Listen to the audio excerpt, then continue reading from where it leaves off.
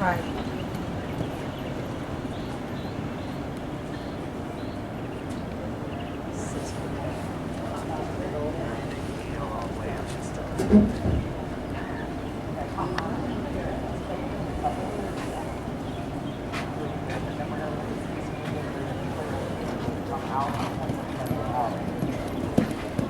Unless you get your sugar under control, not for a week, not for a day, for 6 months, you can't undo it. You can't undo it, but you can stop that getting worse.